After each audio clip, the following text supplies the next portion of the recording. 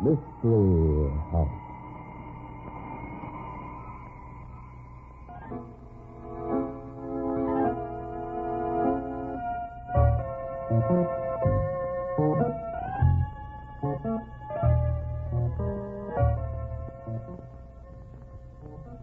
Mystery House, that strange publishing firm owned by Dan and Barbara Glenn, where each new novel is acted out by the Mystery House staff before it is accepted for publication.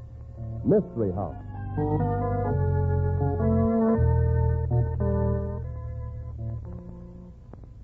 You said the story we're doing tonight, Death House Blues, is very unusual, Barbie. In what way? Well, for one thing, Dan, you never see or hear the hero of the story, and yet he's very definitely the hero. You don't say. Anything else? Yes. The whole story takes place in one room, the governor's office. Well, I'll be darned. It's an unusual story in other ways, too. Well, how does it start? You mean you don't know how it starts, Mr. Glenn? Well, of course not. I haven't read the script. Oh, but surely you know how it starts. It starts the same way all good mystery shows start. How's that? Why, with a brief message from our sponsor.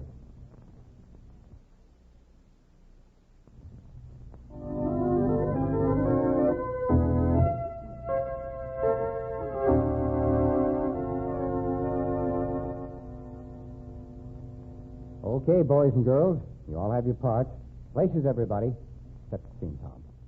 Death House Blues. Tonight's story opens in the governor's office in the state capital of a distant state.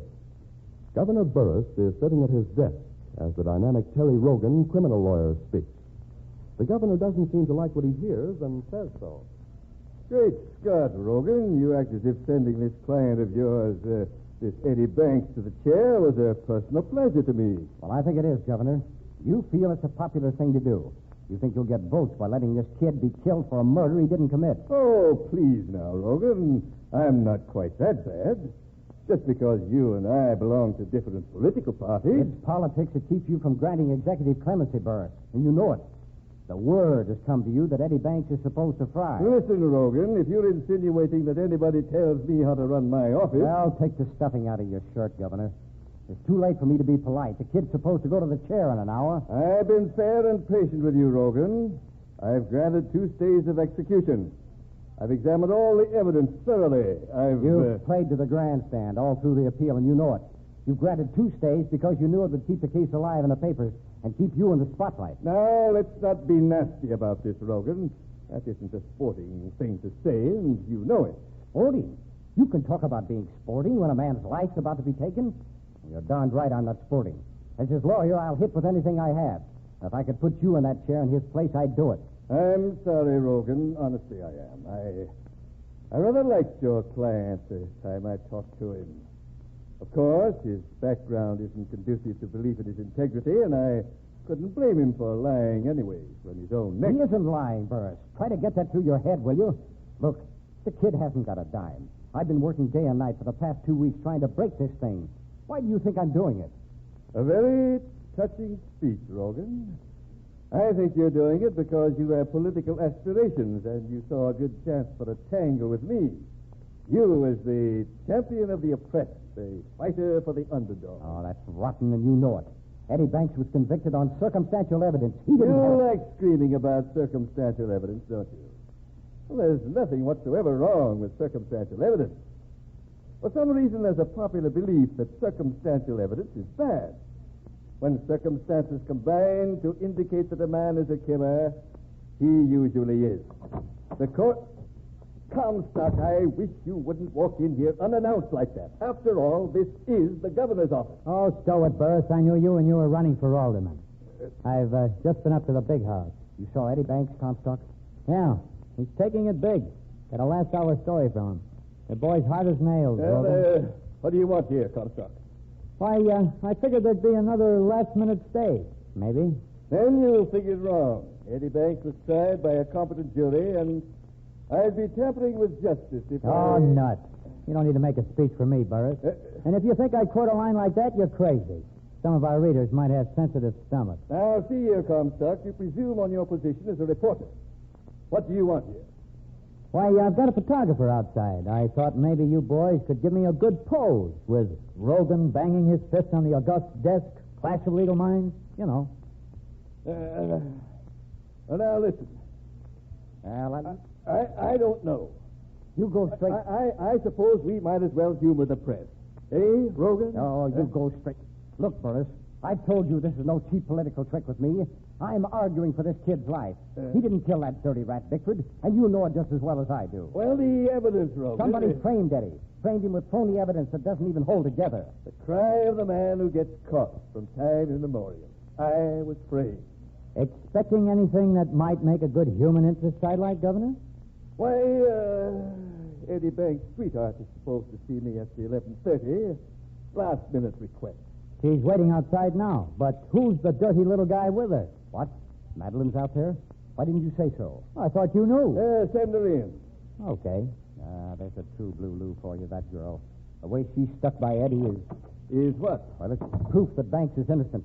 No girl would be as loyal as that unless she actually believed that he was... Oh, hello, Madeline. Hi, Rogan. I brought along a character. It's a little late for new evidence, Madeline. I know. This is Patsy Lasker, Rogan. Hi. He has some bearing on the case, has he? Sure. Just like a lot of other people have had. If you'd believe them. I'll listen to his story. Go ahead, Patsy. The night Bickford was killed, I'm standing in the mob in front of the club Mirador, see? Yeah, well, what of it? I see a guy I later learned is Eddie Banks coming out with a dame. This dame who brung me here tonight. Well, that was established in the trial that Eddie had taken Madeline to the club. There was never any argument about that. And he had a fight with Bickford on the dance floor over Madeline. Hold still, Rogan. This little guy's got some new stuff, whether you think it's important or not. All right. Go ahead. Banks and his dame, they kind of edged their way into the crowd. Banks is dressed in soup and fish, see? And I bump into him a little hard. When I bump into him, my hand brushes against the side, and he ain't carrying any gun when he left the club Mirador. How do you know? I'd stake my professional reputation on it. You what? Patsy is a professional pickpocket, Rogan. If I gotta be blunt about it, I was frisking the guy. And there's no rod. That's for sure. I'm sorry, Miss Martin. It isn't important testimony for one Not thing. important, Governor. They never found the murder weapon.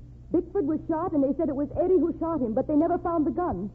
Bickford followed Eddie and me home. He was shot after Eddie dropped me at my apartment. Eddie wouldn't have had time to pick up a gun anywhere. This man, though, he couldn't possibly know whether or not Eddie Banks had a gun on his person. No? Have a look at this. Yeah? What is it? It's Eddie's wallet. Patsy got it in the crowd. Rather neat trick. I'm afraid it won't help us any. But it shows definitely, if they'll believe Patsy, that Eddie couldn't have killed Bickford. The testimony of an admitted pickpocket hardly excites me, Miss Martin. See, Miss Martin, like I told you, I wouldn't have done any good. Just got myself into trouble by getting spotted by cops in the courtroom. I suppose you left the money in this wallet. A great lift that was. $5 in it. But that's not true, Patsy. Honest. $5. When Eddie and I were in the cab going to the club, he said to me, "How would you like to take a look at real dough?"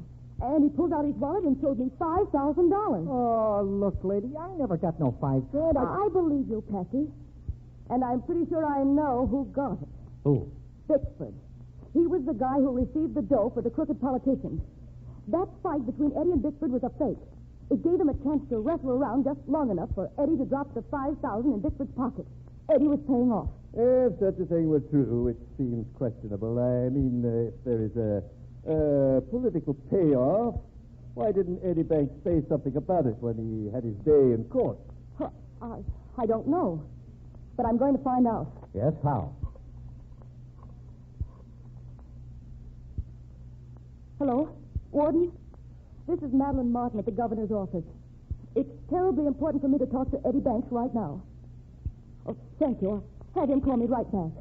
Goodbye. This is a trick of yours, Rogan. I didn't even know about it. I never heard of this pickpocket before. My name's Patsy Lasker, Mr. Rogan. You don't need to keep calling me a pickpocket. The credibility of Eddie Banks' witnesses have been bad all through this case. Well, what do you expect? Eddie was working for Spike Polto. Spike owns gambling joints all over the country. Who do you expect Eddie's witnesses to be except the people who know him? My dear, how did an attractive young lady like you ever become acquainted in a person like Banks? I'm not so high-class myself. Eddie's a swell guy, and he didn't like the idea of my waiting tables in a gambling joint. He talked me into getting a job for less money, slinging hash in a restaurant. And he was going to stick on with Polto until we had enough money to get married. Excuse me. That's for me. I'll get it. Hello? Eddie? Darling, you've got to tell me the truth. This is terribly important. Did you really have a fight with Victor that night, or were you paying him off some payoff money for Polto? What? $5,000. I knew it. But why? Why didn't you say so? What? Oh. No, I'm afraid I don't understand. Oh. Well, there's no time to discuss it, dear. I'll call you later. Goodbye. Well? Eddie says he gave Bickford $5,000 and the fight was all a phony. The fight was supposed to be over you, wasn't it, Miss Martin? I don't know what it was supposed to be over. The prosecuting attorney said Eddie was jealous of me, but that wasn't so. That scuffle was Eddie's way of slipping Bickford the $5,000 payoff right out in public. The place for that to have come out was at the trial. Why didn't he talk about it there? He says Rogan told him not to mention it. What? You mean to say that Rogan would deliberately perjure a client? You admit that you told him not to mention it, Rogan? I didn't ask him about it in court. Neither did the prosecuting attorney. The prosecuting attorney had no knowledge of what happened. He couldn't ask. But you deliberately withheld evidence. Oh, don't look so pious. You can't deliberately run evidence into a case that makes your client look bad. Look bad. If I'd have asked Eddie Banks about that payoff in court, he'd have been in the electric chair by now. Are you insinuating that our courts aren't honest? I'm insinuating that Bickford was playing with the party in power. We'd started talking about payoff money. They'd have framed us with everything in the book. Besides, the payoff just gave another motive they could throw against Eddie Banks. But that's not so. What motive? Well, you had testified that Eddie was trying to get enough money to marry you. He knew that Bickford had $5,000 on him. Knew it because he'd given it to him. But so must a lot of other people, bad people. Poldo gave Eddie the money to give to Bickford. Poldo could have told some of his hoodlums about it. Look, Madeline, I appreciate that you're desperate. So am I. But the story about the payoff money doesn't help a bit. Now, really, it doesn't. I think the governor will agree with me that it's better left out of the picture. How about that, Governor? If you're insinuating that any bribe money gets to me, I resent it, Rogan. And the Bar Association's going to hear about your counseling a defendant to perjure himself. I did no such thing. I merely advised him not to talk about things that would get him into trouble. Watch yourself. What are you... Pardon me, mister. Sorry I bumped you. Here you are, lady. Is this what you wanted? What? You stole my wallet right out of my pocket. Yeah. Well, give it to me. You have no right to... Maybe I'm beginning to see a few things, Rogan. This is kind of interesting. What is it? Polto's private phone number. By any chance, are you working for Polto too, Rogan? You and Eddie both? That'd make everything that's happened kind of interesting, wouldn't it? Comstock, you back again? I do wish you'd knock the I don't have to knock when I have news like this, Buzz. It'll knock you right off of your seat. And I guess you might as well call the big house and tell them to get Eddie Banks off the electric chair. You know, they're due to turn it on in 25 minutes. What is this big news you're talking about, Comstock? They just found Spike Polto with a knife through his heart. What? Yeah. And a note on his chest that said, "This is for Eddie Banks, a right guy who got a wrong rap."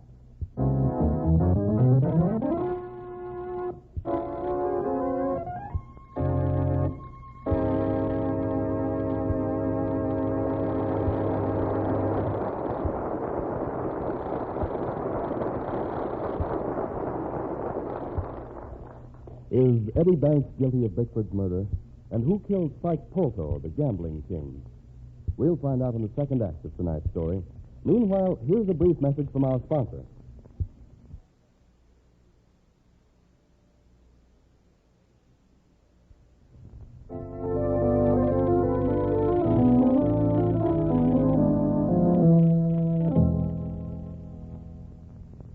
And now, Act 2 of Death House Blues. The scene is still the governor's office, and the clock says 20 minutes till midnight. Fred Comstock, the reporter, is questioning Rogan, the lawyer for Eddie Banks. So, it was because you were looking out for Eddie Banks that you didn't bring the payoff money into the trial, huh? And Madeline finds you were working for Spike Polto. That's very funny. I don't like the way you say that, Comstock.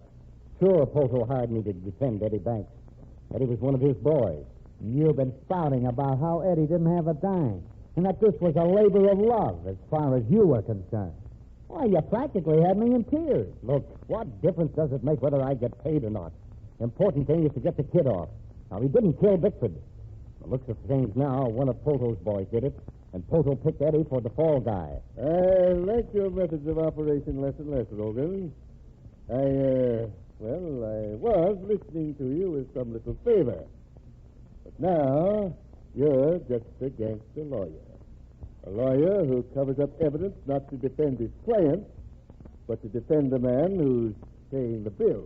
What you think of me doesn't make much difference, Burris. As long as the kid gets to live. And you better start making up your mind fast, because there's only about 15 minutes left. You can't let them kill Eddie. Rogan's been working for Poto, not for Eddie. He's been letting Eddie take the rap. That phrase, take the rap, Miss Martin. Wasn't there something like that in the note that Comstock says the police found on Poto's body? What do you mean? You came up here only a short time ago, and you had a criminal with you. Me? I never hurt anybody in my life. I'm wondering if you might not have visited Poto before you came here. Are you trying to say that I killed Poto? Somebody killed him. As soon as this electrocution is over, I'm going to ask the police to check your movements this evening prior to your coming here. Governor, why should I kill Poto? You fancied this gangster Poto was responsible for your sweetheart being in the death house. You thought perhaps that his murder, together with the note, would throw suspicion on somebody else, would make it look like somebody knew that Eddie Banks was innocent. That's wrong rap phrase.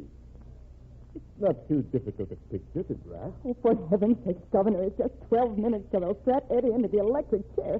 There's plenty of time to talk about Poto's murder later. I'm talking about it right now because I think it applies to the case under discussion. My guess is that Poto's murder was a daring effort on somebody's part to confuse and distract me. You think I killed somebody just to get you mixed up? I don't want you mixed up. I want you to have one thing clear, that Eddie didn't murder Bickford. But the note on Poto's chest... Forget about Poto, can't you? Forget the note. In 11 minutes, the man I love is going to the electric chair. He's a nice kid.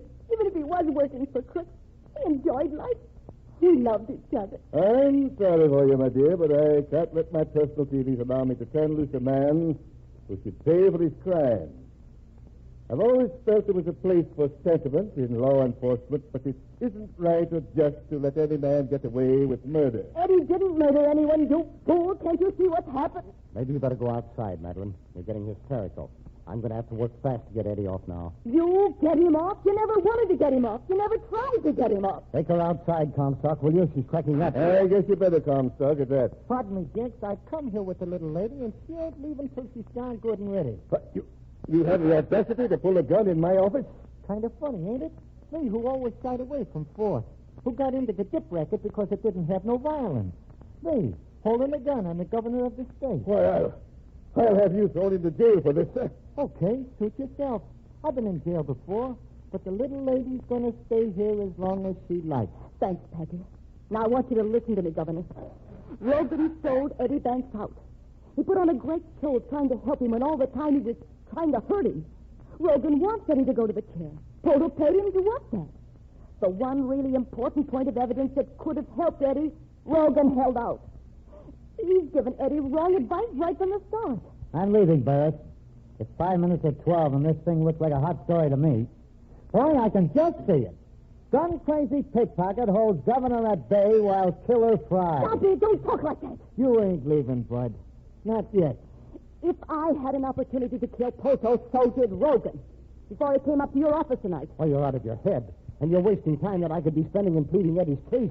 There's only 3 minutes to go. Governor, you've just got to see it. Rogan's been tied up to Poto. He deliberately put Eddie where he is. Why, searching for Poto, Rogan could have even been the one who killed Bickford. Oh, Governor, there's only 2.5 minutes. For the love of heaven, grab that gun. Grab it. Call the warden right now. I'll dial the number. You've got to do it. You've got to. If you just hold off a few minutes, I'll prove to you that it's Rogan who should be there and not Eddie. Put that phone down, Miss Martin. I'll make my own telephone calls without any help from you. And this show of hysteria isn't helping the case at all. I have to consider facts, not the emotional outburst. You have to consider yourself, too, don't you? You're going to have to live with yourself after Eddie Banks is dead. After I prove that Rogan framed him into the electric chair for a rotten, crooked gangster. And you're going to be guiltier of murder than Eddie ever was. How's it going to feel when you discover you killed an innocent man? I'm sorry, my dear. I'd like to help you, honestly. I will. 1 minute, only 1 minute, Eddie will be sad. Turn up. Oh, do something. Don't sit there like a fool. It's a human being, and it's a human life you're playing with. You're not changing your mind, Governor? I've delayed this thing twice, Rogan. It slipped back. Oh, what difference does it make how it looks? Listen, Logan, you were at the Club Mirador the night of the murder. You saw the fight when Eddie slipped the money into Bickford's pocket. You'd have been the one person there who realized what was happening. You... Wait. You say he was at the Club Mirador? Hasn't anything been said about that before? There was. I mentioned it to Rogan right at the start, and he said neither Eddie or I should ever say anything about it, or folks on the jury would think Eddie had a lawyer planted in the club to establish an alibi for himself. Oh, you grab that phone, grab it, only 10 seconds. Sorry, you might make it. I'm afraid it's too late, Miss Oh, Martin. no. I couldn't possibly get through in time. Oh, Lay the no. lady out now, Fred, and don't let this pickpocket get out of the building. I'm going to attend to him. Okay, Governor. You know, I ain't so sure. I didn't ask you to be sure of anything, Comstock. Get them out of here. I want to talk to Rogan. Okay. You killed a man. You're a murderer. Well, in the name of the state, I'm going to have to put you under arrest, Rogan. Yeah? On that perjury business? No. You killed Bickford. You don't say. You killed him for $5,000, I suppose, and Poto finally told me what had happened. When he saw how you handled Eddie's bank defense. So you had to kill him, too. You left that note about Eddie Banks to throw anybody off the scent. You have a good imagination, Governor. I don't think I have, Rogan. I'm quite unimaginative as a rule. So unimaginative that I'm going to have a handwriting expert compare that note with your handwriting. Going to have fingerprint experts look for your fingerprints. Going to trace the knife they found in Poto's heart. And I imagine I'll find some very interesting things. Yes, I imagine you will, Governor. It's too bad you won't be able to do anything about them, isn't it? Just what do you mean? You try to do anything to me for killing Polto, and I'll ruin your whole career. You haven't touched this out yet, Governor. But you're going to see a great light. You don't dare touch me on Polto's murder, because the minute you do, I confess Bickford's murder. So, you really did kill Bickford? Sure, I killed him, and that's why you can't touch me for killing Polto. Just how do you figure that one? The minute I confess I killed Bickford, you're so washed up in politics you're a bum. Yes? Sure. The girl gave you all the dope straight. And you let an innocent man go to the elected chair. How does that make you look to the public, Governor? You not only look like a sap, but a vicious sap, a dangerous one. You can't touch me without smashing your whole career. You've been very smart about this, Rogan. Or maybe sharp is the word. You played every angle, didn't you? I always play every angle, Governor. There's only one little thing you overlooked. What? This. I don't get it. You wouldn't have the nerve. I'm putting you under arrest for the murders of Bickford and Polto. Just a minute.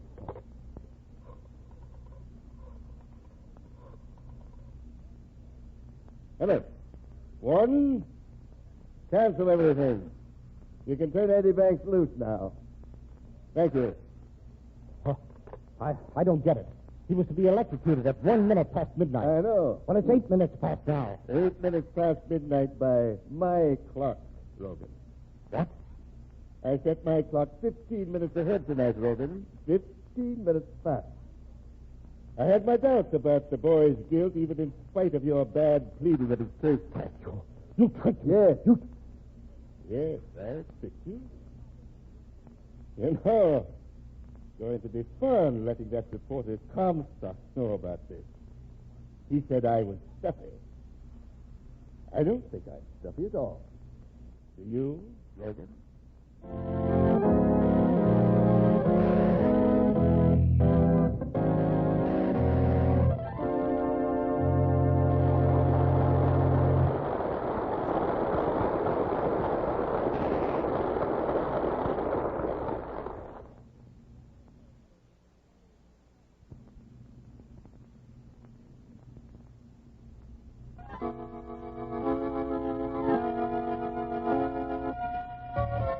Thank you.